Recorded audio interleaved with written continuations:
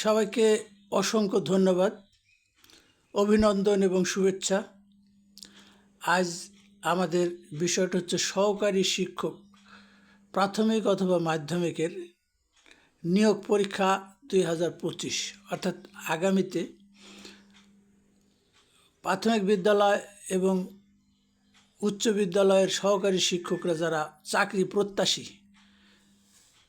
তাদের জন্য সম্ভাব্য প্রশ্নগুলি নিয়ে আলোচনা করব। প্রথম প্রশ্ন হচ্ছে জ্যামিতি বিষয় থেকে 65 ডিগ্রি কোণের পূরক কোণ কত? তো আমরা জানি যে পূরক কোণ মানে দুইটি কোণের সমষ্টি 90 ডিগ্রি, অর্থাৎ দুইটি কোণের সমষ্টি যদি 90 ডিগ্রি হয় তাকে আমরা পূরক কোণ বলি।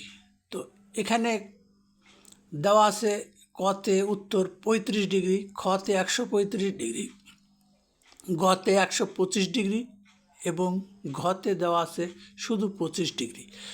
তো আমরা যদি ঘতে 25 ডিগ্রি আছে, এই 25 ডিগ্রির সাথে 65 ডিগ্রি যোগ করি তাহলে 90 ডিগ্রি কোণ পাচ্ছি। সুতরাং সঠিক উত্তর ঘ, অর্থাৎ 65 ডিগ্রি কোণের পূরক কোণ হবে 25 ডিগ্রি। দ্বিতীয় প্রশ্নটা হচ্ছে বৃত্তের যে কোনো দুইটি বিন্দুর সংযোজক রেখাংশ বৃত্তের একটি ব্যাসার্ধ, খ ব্যাস, গ জ্যা, ঘ চাপ। আমরা দেখতে পাচ্ছি নিচে ও কেন্দ্র বিশিষ্ট এবিসি একটি বৃত্ত। এ এবং বি দুইটি বিন্দু যদি যোগ করে দেই তাহলে যে সংযোজক সরলরেখা পাওয়া যায় এটার নাম হবে জ্যা। তার সঠিক উত্তর গ। 3 নম্বর প্রশ্ন, ত্রিভুজের যে কোনো দুইটি মধ্যমা পরস্পর সমান হইলে ত্রিভুজটি বিষমবাহু ত্রিভুজ, সমদ্বিবাহু ত্রিভুজ, সমবাহু ত্রিভুজ, সমকোণী ত্রিভুজ। সঠিক উত্তর হবে খ, সমদ্বিবাহু ত্রিভুজ। অর্থাৎ আমরা দেখতে পাচ্ছি এ বিসি একটি সমদ্বিবাহু ত্রিভুজ, এ বি বাহু এসি বাহু দুইটি সমান, সুতরাং এর মধ্যমা বিই এবং সিএফ পরস্পর সমান হবে। 4 নম্বর প্রশ্ন, অতিভুজের বিপরীতে থাকে সমকোণ, সূক্ষ্মকোণ, সরলকোণ, স্থূলকোণ।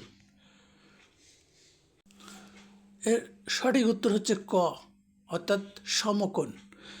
আমরা জানি যে সমকোণ মানে 90 ডিগ্রি এবং যে ত্রিভুজের অতিভুজ থাকবে সে ত্রিভুজ অবশ্যই সমকোণী ত্রিভুজ হবে, যার অপর দুইটি বাহুর নাম আমরা সাধারণত বলি লম্ব এবং ভূমি।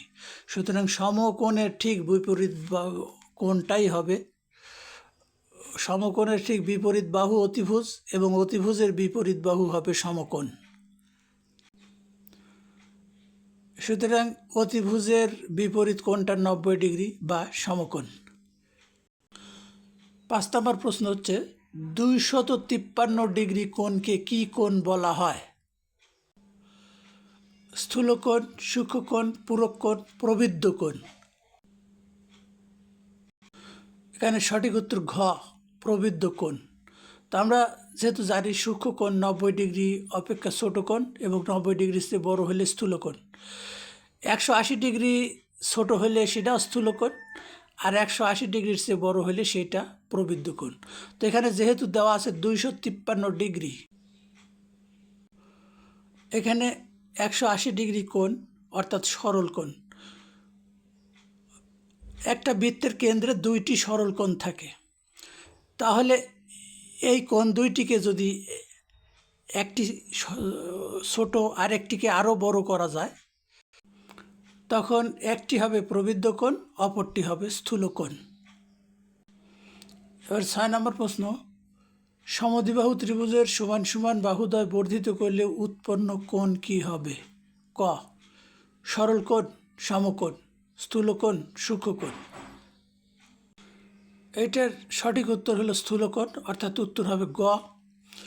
তো আমরা দেখতে পাচ্ছি এ বি সি একটি ত্রিভুজ, এ বি বাহু এবং এসি বাহু পরস্পর সমান, অর্থাৎ দুইটি বাহু সমান সমদ্বিবাহু ত্রিভুজ।